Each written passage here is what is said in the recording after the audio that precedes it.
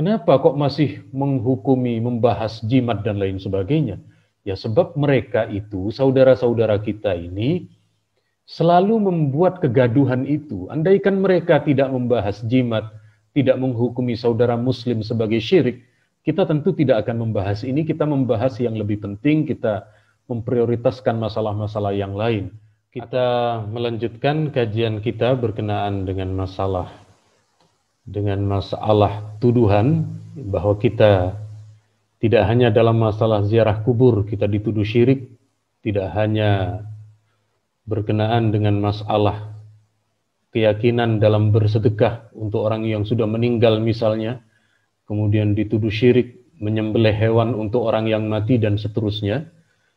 Tetapi kemudian kita mendapatkan tuduhan syirik itu di dalam berdoa, di dalam melakukan ruqyah, termasuk ketika berkenaan dengan masalah orang yang menyebutnya jimat, ya, orang menyebutnya jimat dan lain sebagainya. Maka kemudian kita perkuat masalah ini, kita lihat terlebih dahulu dalil-dalilnya. Di dalam kitabnya Kiai Marzuki Mustamar ini ada sebuah doa ketika malaikat Jibril bertanya kepada Rasulullah, "Ya Muhammad, ishtakaita." Wahai Muhammad, apakah engkau mengeluh ada sakit? Apakah engkau mengeluh penyakit tertentu? Nabi Muhammad berkata, "Na'am, iya betul Jibril, saya sedang sakit." Kemudian malaikat Jibril, beliau mendoakan, ya, Bismillahi arkika min kulli syai'in yu'dzik min syarri kulli nafsin aw aini hasib. Allahu yashfik bismillahi arkik. Kata beliau ketika mendoakan Nabi, dengan nama Allah, aku meruqyah engkau, aku mengobati engkau, min kulli syai'in yu'dzik, dari setiap sesuatu yang membuatmu sakit. Baik sakit itu ada banyak macam, ya. Ada yang fisik, ada yang psikis, ada sekian banyak hal yang kemudian menjadi penyakit dalam diri kita ini. Min syarri kulli nafsin, dari segala sesuatu yang kemudian dari setiap jiwa, keburukan setiap jiwa, au aini hasid, atau pandangan orang yang iri, atau orang yang melakukan doa untuk kita, yang doanya itu keburukan. Maka kemudian Allah yang akan menyembuhkan kita dengan nama Allah. Dengan nama Allah, kata malaikat Jibril, aku meruqyah, aku mendoakan engkau. Nah, jadi sekali lagi, di sini letak kunci di mana kita batasan di dalam memberi pengobatan dalam bentuk doa. Selama kita meminta kepada Allah dan selama kita meyakini Allah yang memberi kesembuhan, ini tidak masalah dan bukan sebuah kesyirikan.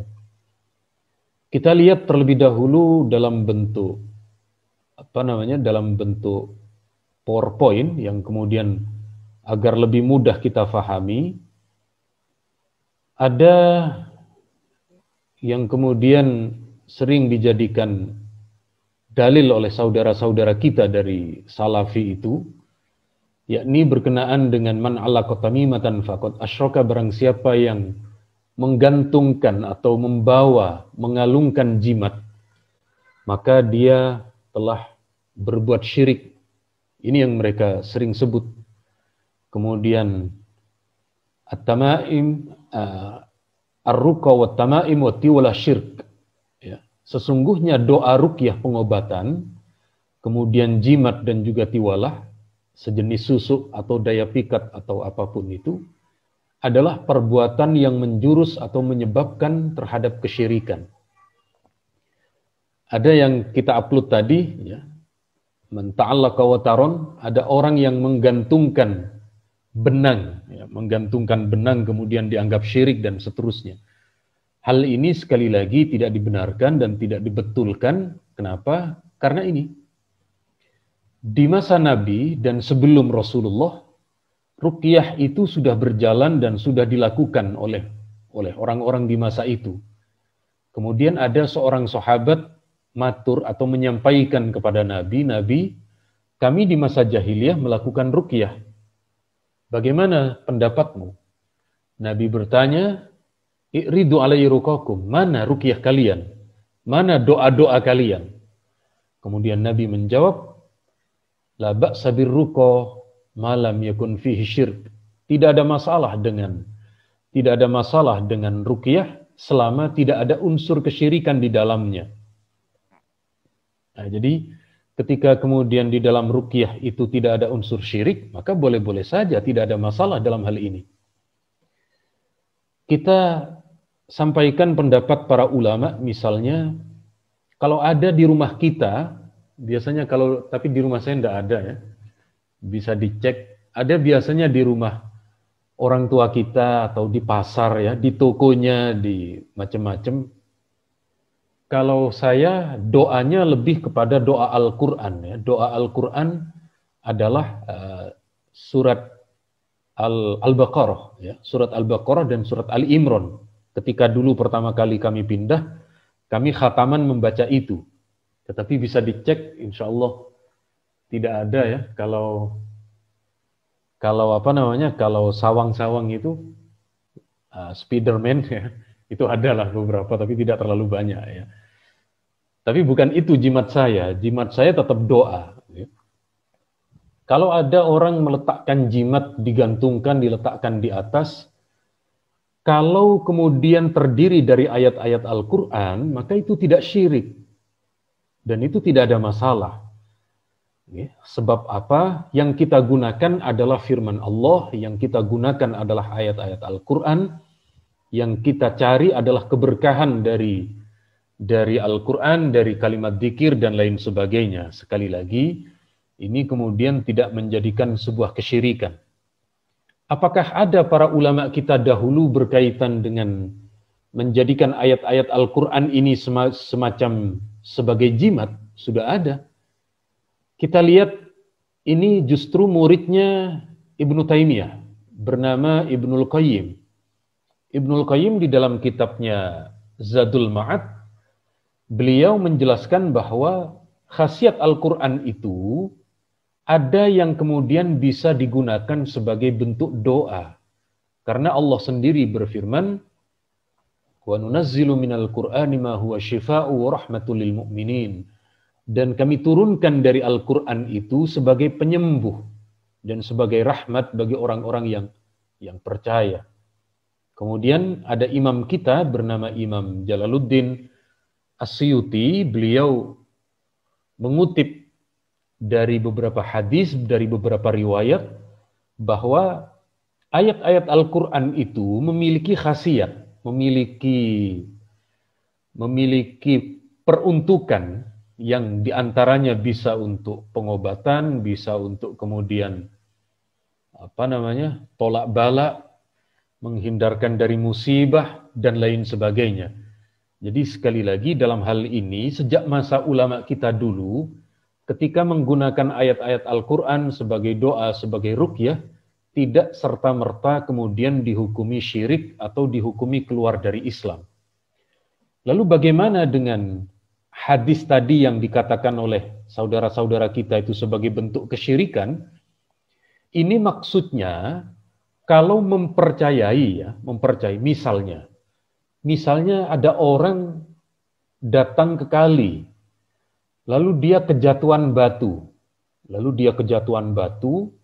lalu dia menganggap batu ini bertuah, batu ini sakti. Buktinya saya diam di kali, saya diam di sungai, dia jatuh ke kepala saya. Berarti kan dia bisa mencari objek tertentu.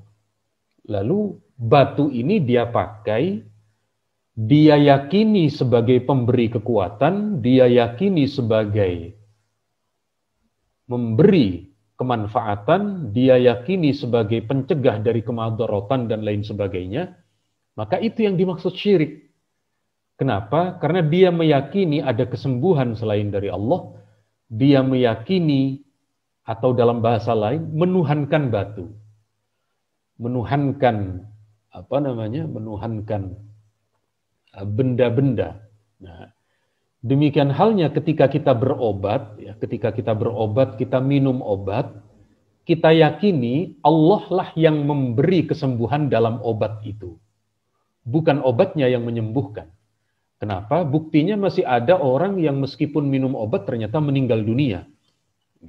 Jadi sekali lagi, tetap kita boleh menggunakan obat itu, datang ke dokter, kemudian berdialog bagaimana penyakit saya, sebab apa?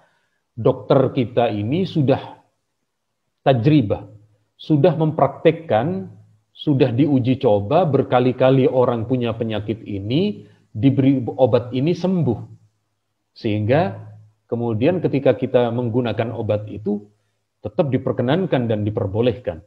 Ya, jadi sekali lagi dalam masalah ini, kita kemudian tidak mudah dalam menghukumi orang itu syirik, menghukumi orang itu keluar dari Islam, menyatakan orang ini kafir, musyrik, dan lain sebagainya. Jadi sekali lagi disinilah kehati-hatian kita di dalam beragama untuk tidak mudah memvonis terhadap agama lain.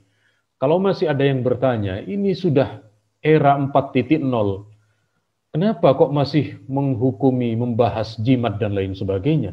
Ya sebab mereka itu, saudara-saudara kita ini, selalu membuat kegaduhan itu. Andaikan mereka tidak membahas jimat, tidak menghukumi saudara muslim sebagai syirik, kita tentu tidak akan membahas ini, kita membahas yang lebih penting, kita memprioritaskan masalah-masalah yang lain. Akan tetapi, kita hari ini berjalan sesuai dengan kapasitas keilmuan masing-masing. Kalau soal keilmuan di bidang teknologi, kita yakin Prof. Hendro, Dr. Gus Oding, Bu Rina, Mas Hamid, dan lain sebagainya, ini adalah orang-orang yang ahli di bidang teknologi. Monggo, keilmuan panjenengan digunakan kemanfaatan untuk umat melalui ilmu tersebut. Dokter-dokter kita, kemudian orang-orang kaya kita, orang-orang yang memiliki keahlian tertentu. Saya bagian Aswaja Center. Aswaja Center itu sentolop ya, bahasa Jawa center itu. Jadi kalau ada orang menghukumi syirik, maka kami center, kami sentolop, kami center itu lampu sorot itu ya. Ini tidak boleh, ini offset, ini menghukumi syirik orang lain dan lain sebagainya. Jadi sekali lagi tetap monggo kita dalam hal ini ketika mencari kesembuhan, kita tetap berobat, kita tetap berdoa, kita tetap menjalani hal-hal yang sewajarnya dan masih dalam koridor yang diperkenankan dan diperbolehkan. Dari saya cukup sekian. Monggo kalau kemudian kita perdalam melalui tanya jawab atau tambahan ilmu, dengan senang hati saya persilahkan.